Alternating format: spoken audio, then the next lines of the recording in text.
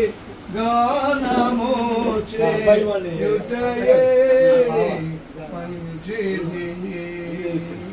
యెరూషలేము యెహోవాయే కట్టుచున్నవాడని, యెరూషలేము యెహోవాయే కట్టుచున్నవాడని, ఇశ్రాయేలీయులను పోగు చేయువాడని. దేవునికి స్తోత్రము గానము చేయుటయే మంచిది. మనమందరము స్తుతి గానము చేయుటయే మంచిది. వాక్యమును యాకోబుకు తెలియజేసిన వాడని, వాక్యమును యాకోబుకు తెలియజేసిన వాడని, ఏ జనము క్రీలాగునా చేసి ఉండాలేదని. దేవునికి స్తోత్రము గానము చేయుటయే మంచిది. మనమందరము స్తుతి గానము చేయుటయే మంచిది. హల్లెలూయా.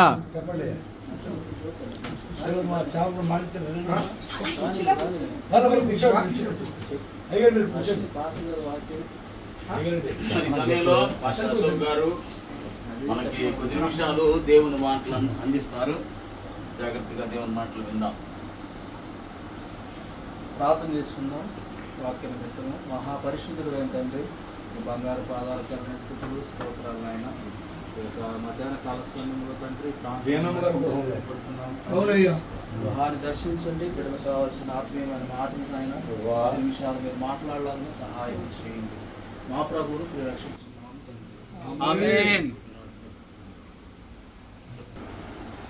ప్రభునందు ప్రియ దేవుని బిడ్డలారా, ఈ యొక్క మధ్యాహ్న కాల సమయంలో చేరువచ్చిన మీ అందరికీ ప్రభు నామములో వందనాలు.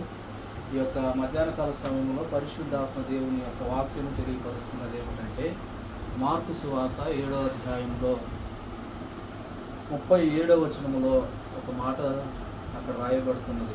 ఆ మాట ఏమిటంటే, దేవుడు సమస్తమును చేయగలడు.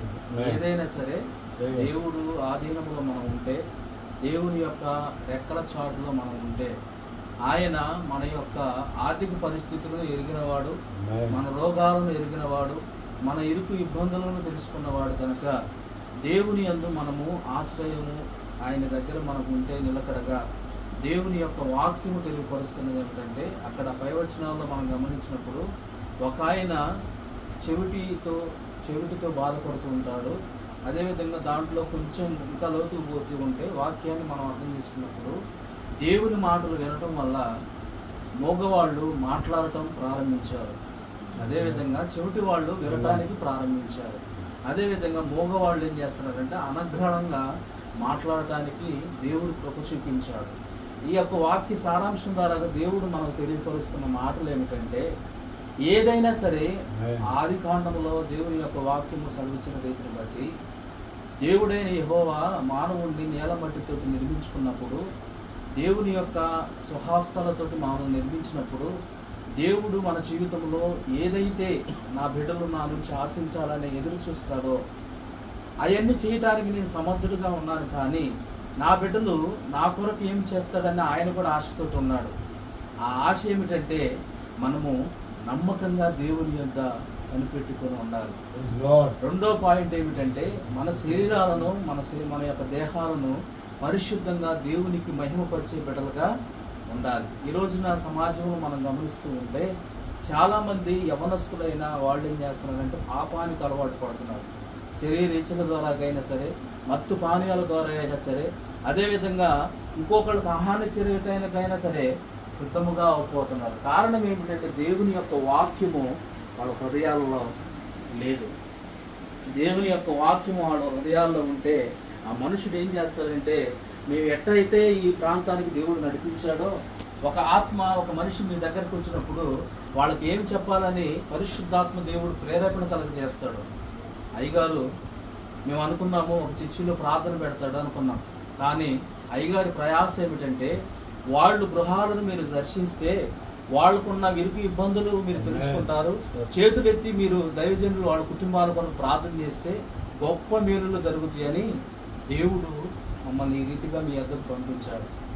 ఈ రోజున కూడా చాలా మంది విశ్వాసులు ఏం చేస్తున్నారంటే, అదేవిధంగా దైవ సేవకులు ఏం చేస్తున్నారంటే గొప్ప గొప్ప మందిరాలు కట్టుకుంటున్నారా, కానీ గొప్ప గొప్ప సేవ పరిచర్యలు చేస్తున్నారు అనుకుంటున్నారు, కానీ మారుమూల ప్రాంతంలో దేవుడిని తెలియని ప్రజల దగ్గరికి ఎవరు వెళ్ళకపోవట్లా.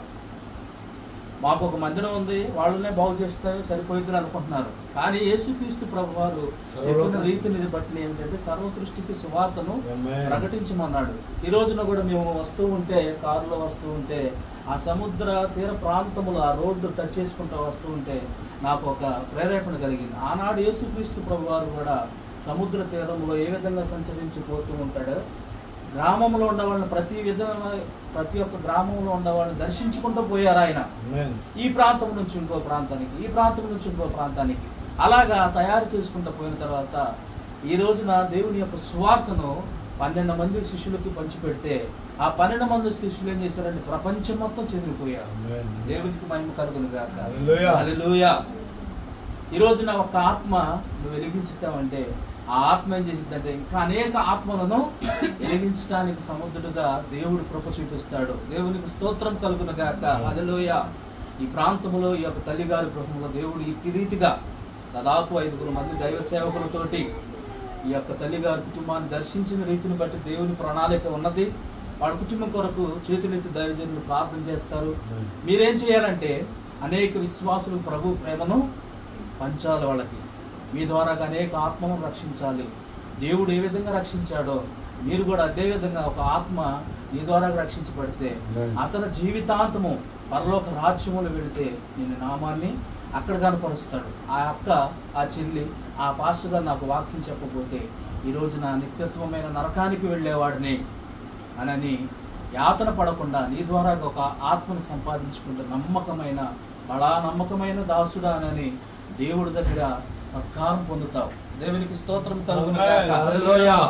ఈ రోజున కూడా మనమందరం చేయాల్సిన ప్రయాస ఏమిటంటే దైవ సేవకుడైనా విశ్వాసులైనా అదేవిధంగా ఇంక యవనస్తులైనా చేయాల్సిన మొట్టమొదటిది ఏమిటంటే మన నీతిని కాపాడుకుంటూ మన శరీరాలను కాపాడుకుంటూ దేవుని యొక్క ప్రయాసను, దేవుని యొక్క పని మనం గుర్తిరిగితే దేవుడు మీ కుటుంబాలను దీవించడానికి సమర్థుడుగా ఉన్నాడు.